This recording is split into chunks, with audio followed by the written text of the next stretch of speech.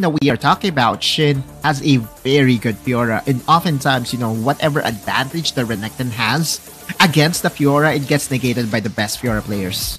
Yeah, 100%. Especially when you are looking into like how Sin could just overtake Renekton, right? Just play for lunges, look into those points wherein Fiora gets hit or will get hit onto Renekton a lot.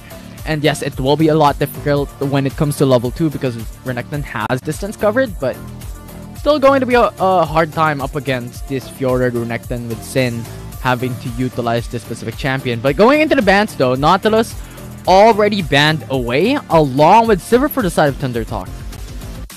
Lucian as well. It's going to get targeted away. I'm trying to predict what the rest of the pick and bans are. But I think it's you know, it's just going to be pretty much standard. With the Nautilus getting banned here, most likely the Ornn will be picked up by OMG. Very good long range engage as well, if you think about it. Now the call, yeah. Okay, so this is very surprising, right? Like I expected the Thunder Talk will go for the Galio plus Shen combination. Yeah, I was thinking about the same thing. Wait. Wait. Whoa. Yes, go for it. Go for it, so that we can have a continuation of the countdown. Hold. No, we get to continue the countdown, yeah? Or no? Wait, but no, yes! Wait, what? They're going in for Vayne.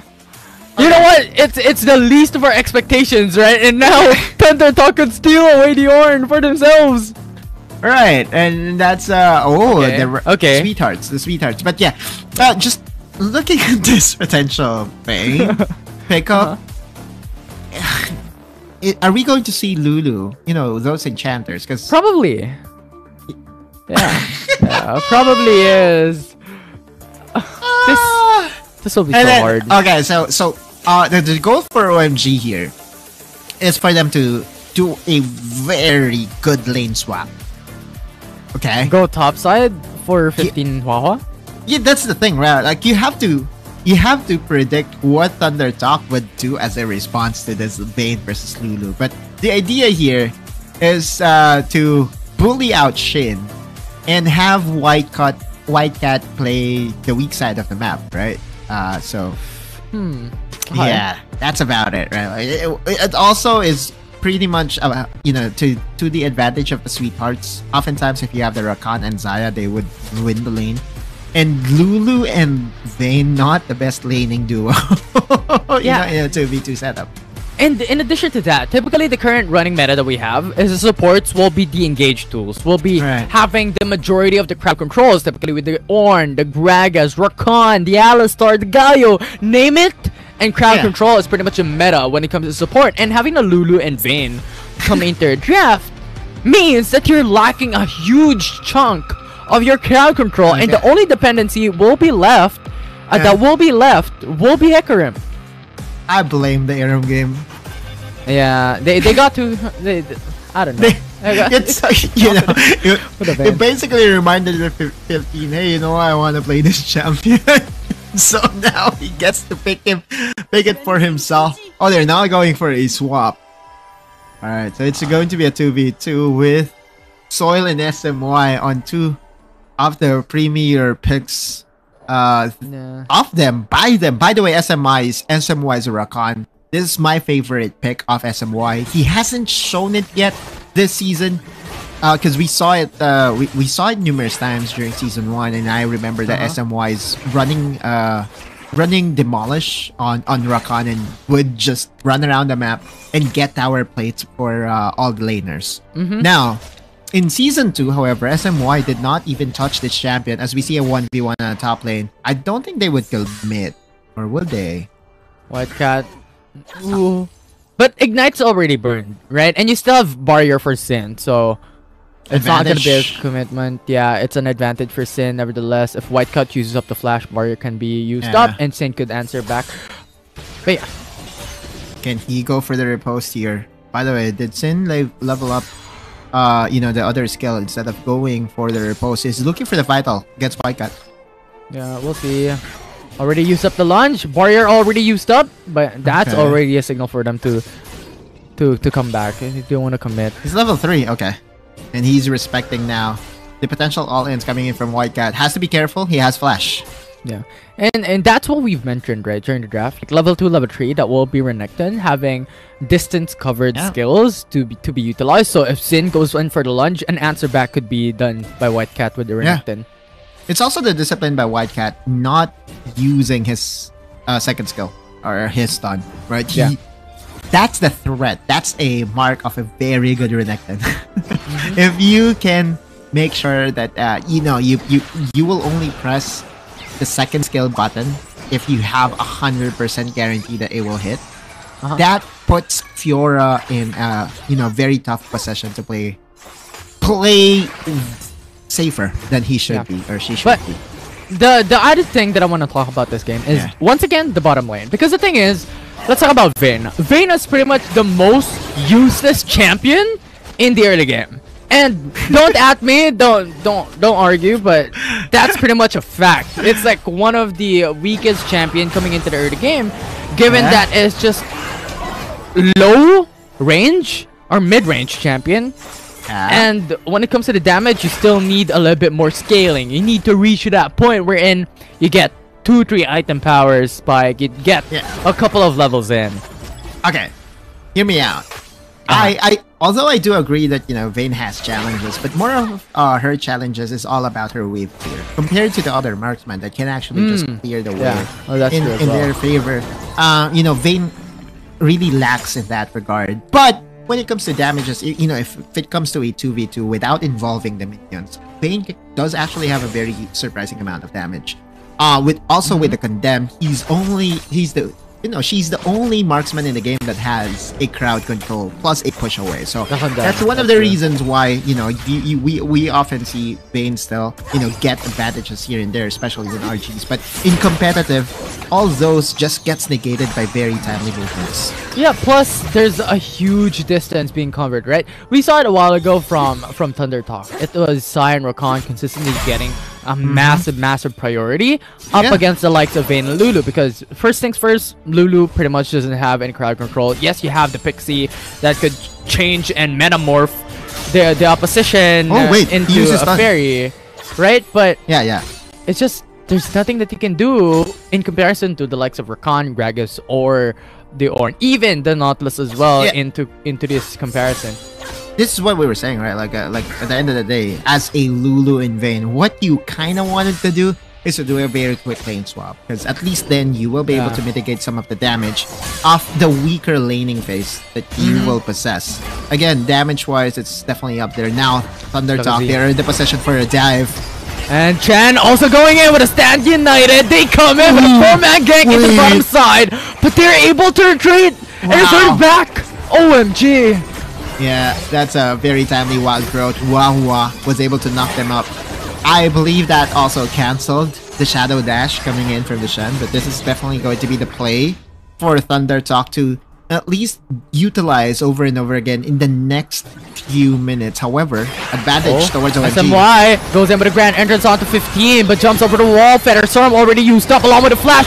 And now the onset of Shadows pulls back Soil! And Soil the turnaround by OMG! They get the first blood!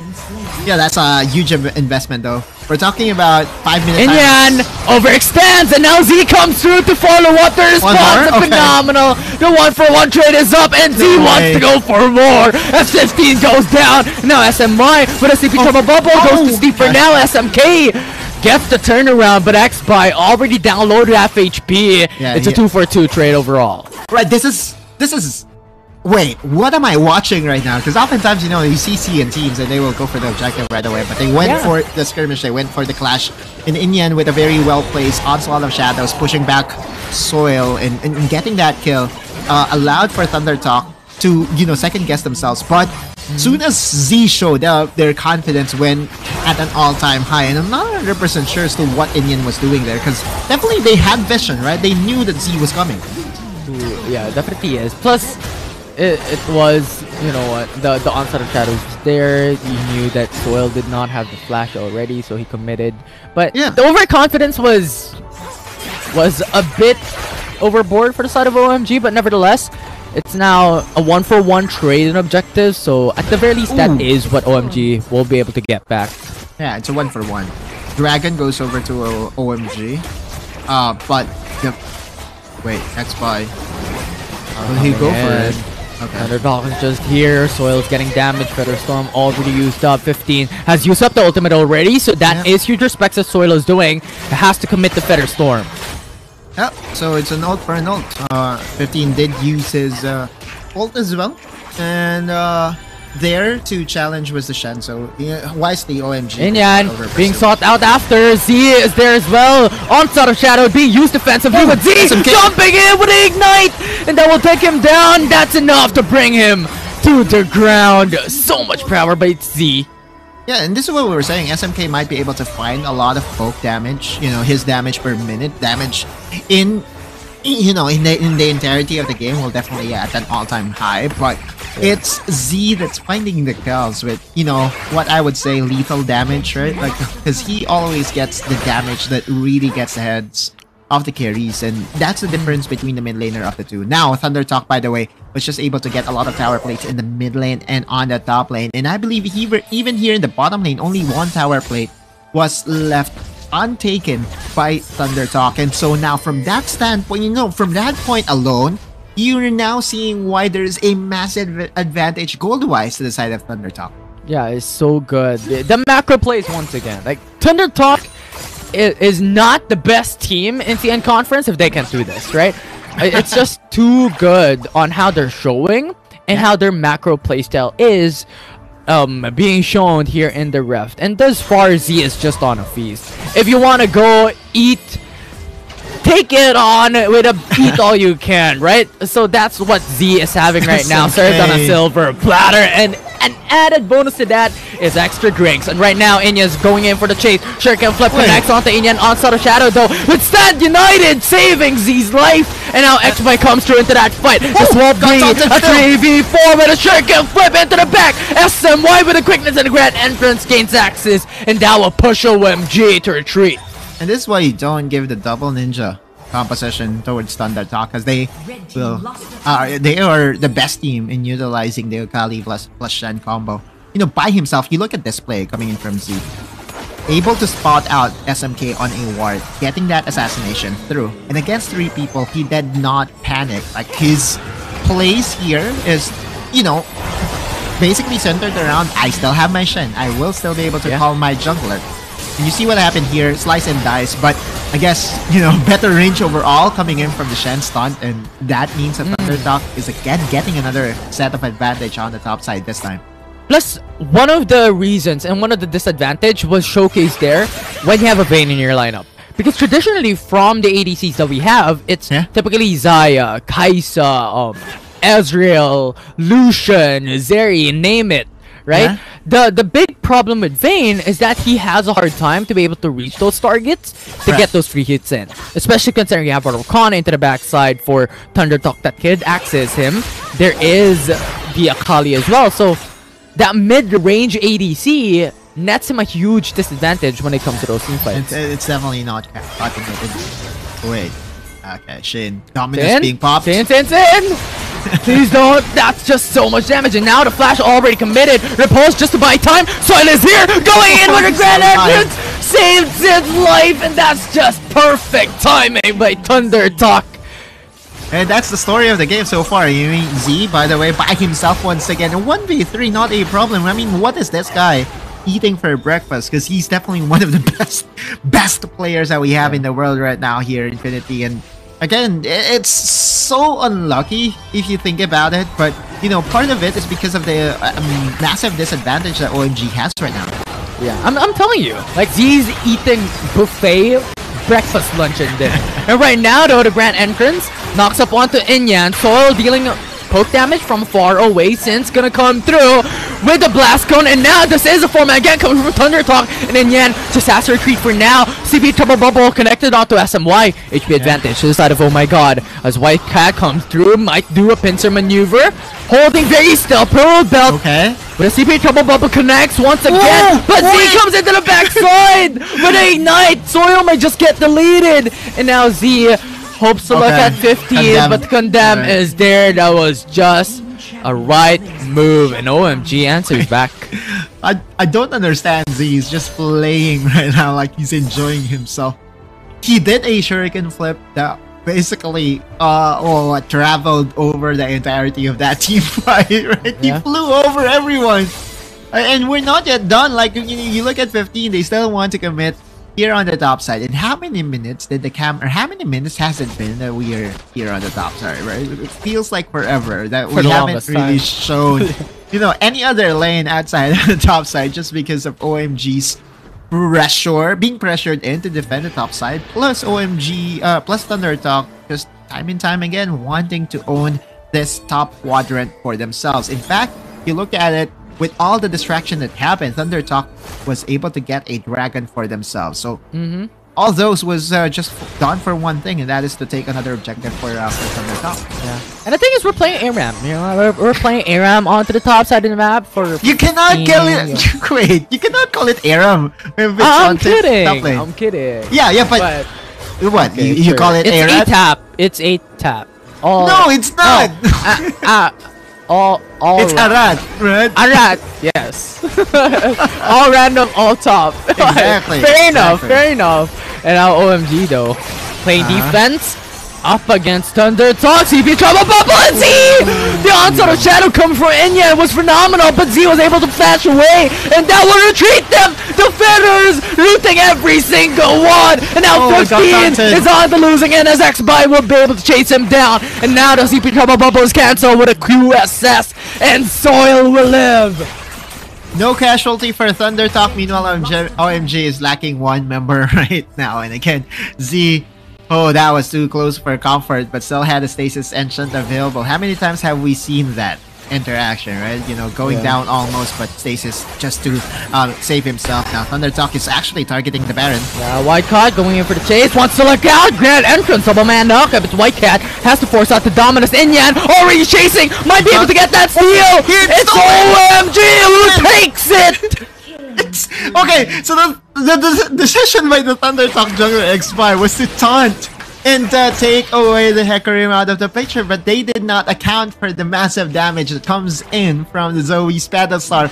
And that was a successful steal coming in from SMK. Let's look at that replay once again. Okay, so if you're XY, what do you do here? Do you smite? No! You go for the taunt!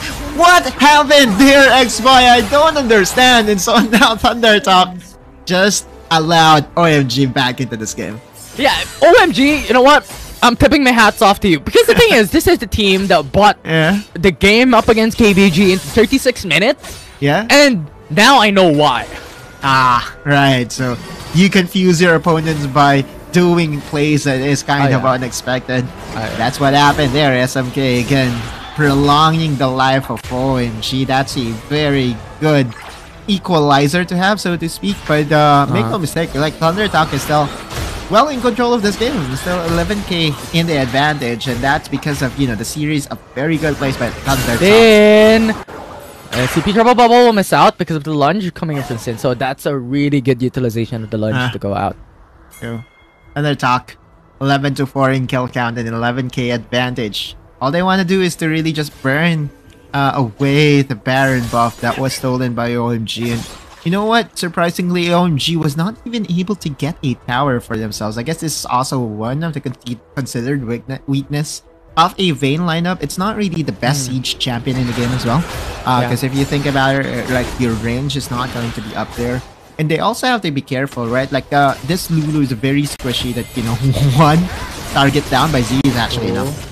Sin in danger, and now some wine throw comes in. Inyan is the target. Grand entrance is there. It's a CT. That's too good. Inyan has to use the onslaught of Shadow to go back and retreat. XBY taunts every single one, and now Inyan looks to come back in to save his teammates' life, but there's just no escape there. SMY with a grand entrance. SMK uses up the flash to go away, but that's not enough. And Thunder Talk breaks loose, takes the 4 kills. SMY is greater than SMK, that is for sure, because right now he's just taunting everyone in his way.